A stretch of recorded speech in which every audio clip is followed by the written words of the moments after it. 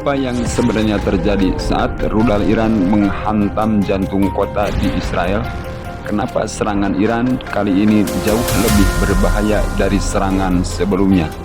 Iran kembali meluncurkan rudal balistik ke wilayah Israel, tetapi ada sesuatu yang berbeda dan jauh lebih mengkhawatirkan. Untuk pertama kalinya, Iran menggunakan jenis hulu ledak yang tidak biasanya, yaitu cluster warhead, sebuah senjata yang melepaskan puluhan submunisi ke area target secara luas dan acak. Ini bukan sekedar serangan rudal, ini adalah sinyal bahwa perang modern sedang berubah bentuk. Dan yang lebih mengejutkan, sistem pertahanan tercanggih milik Israel tampaknya tak mampu menghadapinya.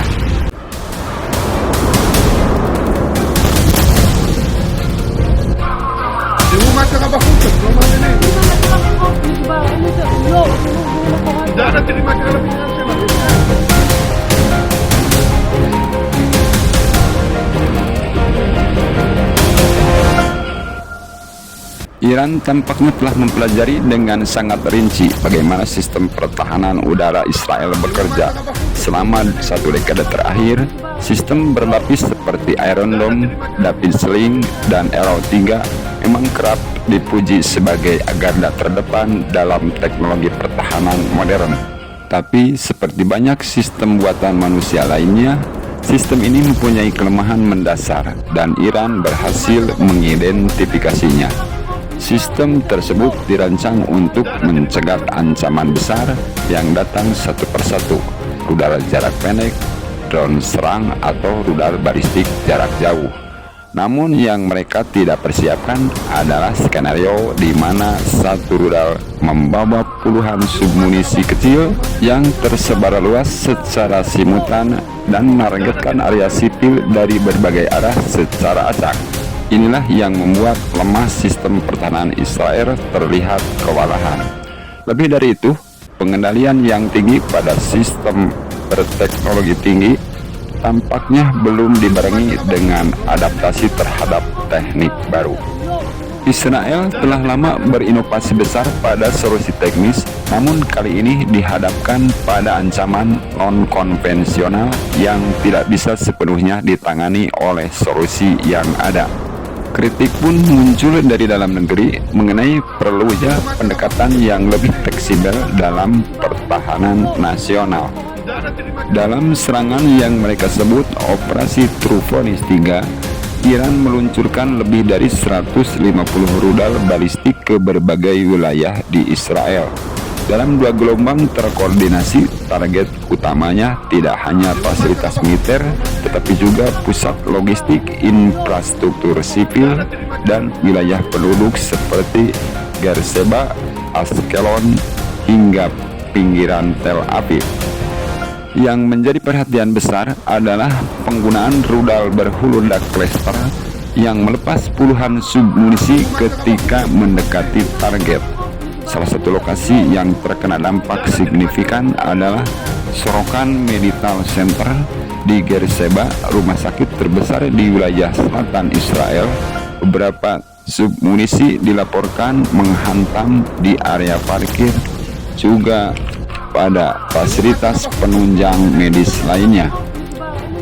Pemerintah Israel mengatakan bahwa tidak ada korban jiwa dalam serangan ini, namun di berbagai rekaman video warga, laporan medis lokal, hingga dokumentasi internasional menunjukkan adanya korban luka yang serius, bahwa ada beberapa kematian yang tidak segera diungkap secara resmi. Ini menimbulkan kekhawatiran mengenai akurasi informasi yang disampaikan kepada publik dalam beberapa jam setelah serangan. Pernyataan pemerintah dan militer Israel mengalami perubahan, mulai dari menyebut tidak ada kerusakan yang berarti hingga akhirnya mengakui adanya kerusakan ringan pada fasilitas sipil. Foto dan laporan di lapangan menunjukkan dampak lebih besar dari yang disampaikan. Ini memunculkan kritik transparansi informasi meskipun pemerintah berdalih pada hal itu di dalamnya demi menjaga stabilitas psikologi masyarakat. Israel mengklaim berhasil mencegat rudal dengan sistem Arrow atau David Sling, namun efektivitasnya terbatas saat menghadapi submunisi cluster yang jumlahnya banyak dan jatuh ke berbagai titik. Beberapa analis menyebut bahwa pertahanan udara Israel dirancang untuk mencegat ancaman strategis, bukan serangan saturasi yang terdiri dari banyak komponen kecil. Submunisi ini menyebar terlalu luas dan terlalu cepat untuk ditangani secara efektif oleh sistem radar dan rudal pencegat. Dalam situasi ini bukan berarti sistem pertahanan Israel gagal, tetapi lebih mencerminkan bahwa tantangan di medan tempur modern terus berubah. Ancaman yang tidak biasa menunjukkan penyesuaian serta pendekatan yang lebih adaptif. Amerika Serikat dengan tegas mendukung Israel dan mengatakan bahwa Iran telah melampaui batas. Gedung Putih memperingatkan bahwa mereka akan mempertimbangkan respon militer jika eskalasi terus berlanjut. Di sisi lain, Rusia menyerukan gencatan senjata dan menawarkan jalur diplomasi. Negara-negara Eropa berbagi sebagian mendukung langkah deeskalasi, sementara yang lain tetap pada posisi netral. Sementara Cina sejauh ini belum memberikan komentar langsung, tetapi beberapa analis menyebut adanya dugaan perang tak langsung dalam rantai suplai teknologi. Respon global menunjukkan geopolitik kawasan di mana kepentingan strategis seringkali mempengaruhi nada diplomasi. Meskipun banyak negara menyerukan perdamaian, langkah nyata menuju deeskalasi masih sulit dilaksanakan.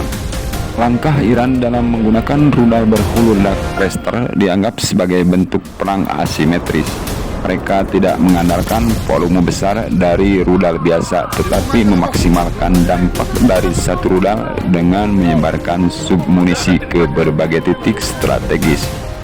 Biaya produksi rudal ini relatif rendah dibanding rudal pencegat Israel yang dapat mencapai jutaan dolar per unit. Ini memberi Iran keunggulan dalam hal efisiensi serangan dan beban logistik yang harus ditanggung Israel dalam mempertahankan wilayahnya.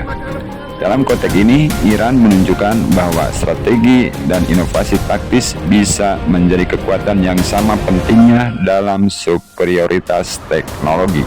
Serangan ini menunjukkan bahwa sistem pertahanan modern tetap memiliki keterbatasan.